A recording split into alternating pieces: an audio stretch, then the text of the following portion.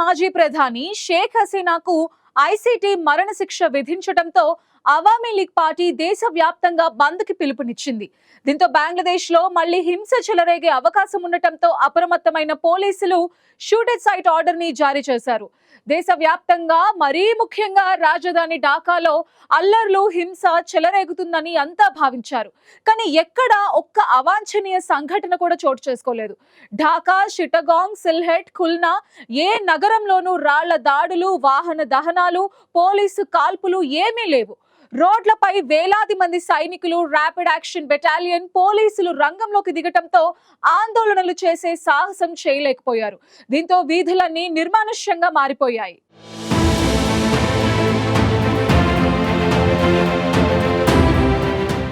మానవత్వానికి వ్యతిరేకంగా నేరాలకు పాల్పడ్డారంటూ బంగ్లాదేశ్ మాజీ ప్రధాని షేక్ హసీనాకు ఐసీటీ మరణశిక్ష విధించింది. గత ఏడాది ఆగస్టులో చెలరేగిన అల్లర్లను అణచివేసేందుకు ఆమె ఆదేశాలిచ్చారంటూ కోర్టు స్పష్టం చేసింది. దీంతో ఆమెపై ఉన్న అభియోగాలకు శిక్షను ఖరారు చేస్తూ తీర్పు వెలువరించింది. ఈ నేపథ్యంలో దేశవ్యాప్తంగా అవామీ లీగ్ పార్టీ బంద్కు పిలుపునిచ్చింది. హసీనాకు వ్యతిరేకంగా తీర్పు రావడంతో నిరసన చేపట్టాలని భావించింది. అయితే 2024 పరిస్థితులే మళ్లీ రిపీట్ అవుతాయని భావించి తాత్కాలిక ప్రభుత్వం భద్రతను కట్టుదిట్టం చేసింది. ఎక్కడ అల్లర్లు చెలరేగినా అదుపులోకి తీసుకొచ్చేందుకు షూటెడ్ సైట్ ఆర్డర్స్ జారీ చేసింది.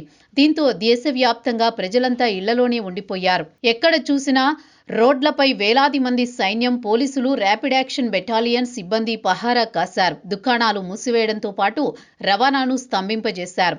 ఇంటర్నెట్ స్పీడ్ తగ్గించడంతో పాటు మొబైల్ నెట్వర్క్లోని అంతరాయం ఏర్పడింది. దీంతో బంగ్లాదేశ్లో పరిస్థితి బయట ప్రపంచానికి ప్రశాంతంగా కనిపించినా అంతర్గతంగా మాత్రం యుద్ధ వాతావరణమే నెలకొంది.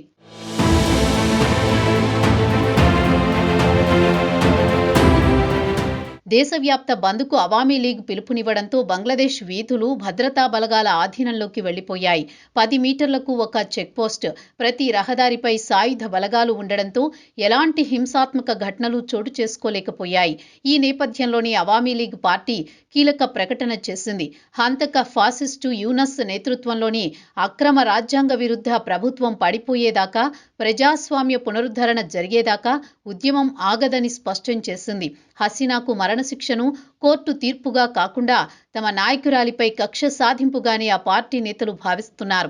ప్రజాస్వామ్యం పేరుతో మరో పెద్ద ఉద్యమం చేపట్టేందుకు అవామీ లీగ్ పార్టీ సిద్ధమవుతున్నట్టు తెలుస్తోంది. హసీనా మద్దతుదారులు సైలెంట్గా ఆందోళనలు చేసేందుకు పావులు కదుపుతున్నా పెద్ద ఎత్తున వీధుల్లోకి వచ్చేందుకు భద్రతా బలగాల కఠిన ఆంక్షలు వారిని అడ్డుకుంటున్నాయి. ఇదిలా ఉండగా హసీనాకు మరణశిక్ష విధించడంపై అంతర్జాతీయంగా విమర్శలు ఎదురవుతున్నాయి. హసీనా పరోక్షంలో జరిగిన విచారణ నిష్పాక్షికంగా లేదని, తన వాదన వినిపించేందుకు తగిన సమయం, అవకాశం ఇవ్వలేదని ఆమ్నెస్టీ ఇంటర్నేషనల్ అభిప్రాయపడింది. న్యాయం పేరుతో జరిగిందే రాజకీయ పర్యవసానమని ఆగ్రహం వ్యక్తం చేసింది. విచారణకు హసీనాకు సరైన సమయం ఇవ్వకపోవడం, సాక్ష్యాధారాల సమర్పణకు అడ్డంకులు ఉండడం, న్యాయపరమైన నిబంధనలు పాటించకపోవడం ఇవన్నీ ఈ తీర్పు న్యాయబద్ధతను దెబ్బతీసిన అంశాలే అని స్పష్టం చేసింది.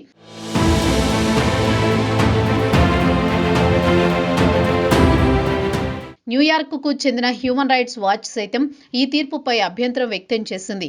ఈ కేసు అంతర్జాతీయ ప్రమాణాలకు పూర్తిగా వ్యతిరేకంగా ఉందని వ్యాఖ్యానించింది. మరణశిక్ష విధించడం విచారకరమని అభిప్రాయపడింది. ఇక ఐక్యరాజ్య సమితి సైతం ఈ తీర్పును విచారకరమని తెలిపింది. అయితే చైనా మాత్రం ఇది బంగ్లాదేశ్ అంతర్గత వ్యవహారమని భిన్నంగా స్పందించింది. ఇదే సమయంలో యూనస్ ప్రభుత్వం మీడియాపై కొత్త ఆంక్షలు విధించింది. షేక్ హసీనా ఢిల్లీలో ఉంటూ చేసే ప్రకటనలు, వీడియోలు ఏవీ దేశంలో ప్రచురించవద్దని ఎలక్ట్రానిక్ ప్రింట్ మీడియాలను హెచ్చరించింది. ప్రస్తుతం ఈ బంగ్లాదేశ్ ప్రభుత్వం జారీ చేసిన ఆదేశాలు చర్చనీయాంశంగా మారాయి.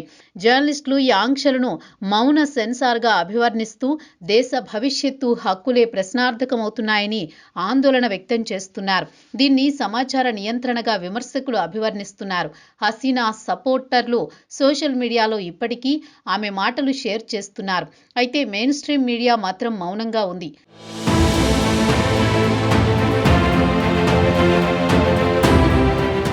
ప్రస్తుతం బంగ్లాదేశ్ సంక్లిష్టమైన దశలో నిలిచిపోయింది. ఒకవైపు మరణశిక్ష పొందిన మాజీ ప్రధాని అనుచరులు ఆగ్రహంలో ఉన్నారు. మరోవైపు ప్రస్తుత ప్రభుత్వం తమ అధికారాన్ని నిలుపుకునేందుకు పూర్తి బలప్రయోగంతో ముందుకు వెళుతోంది. వీధుల్లో శాంతి కనిపించినా దేశంలో మాత్రం అంతర్గతంగా యుద్ధం జరిగే పరిస్థితులు నెలకొన్నాయి. హసీనాకు మరణశిక్ష విధించడంతో ఇప్పటికే అంతర్గతంగా మంట చెలరేగింది. అయితే అది ఎప్పుడు జ్వాలగా మారుతుందో ఎవరికీ తెలియని పరిస్థితి నెలకొంది. మరోవైపు ఈ కేసు ఇక్కడితో ఆగిపోదు. హసీనా మద్దతుదారులు అప్పీల్కు అంతర్జాతీయ న్యాయస్థానాలకు వెళ్లే అవకాశం ఉంది. ఇప్పటికే అంతర్జాతీయ సంస్థలు ఈ తీర్పును పునర్విమర్శించాలని కోరుతున్నారు. దీంతో రాబోయే రోజుల్లో బంగ్లాదేశ్ మరో పెద్ద రాజకీయ దుమారం చెలరేగుతుందా? దేశం మళ్లీ అశాంతిలోకి జారిపోతుందా? లేక ప్రజాస్వామ్య పోరాటం మరింత ముదిరి ఈ ప్రభుత్వాన్ని కూలదోస్తుందా అనేది త్వరలోనే తేలనుంది.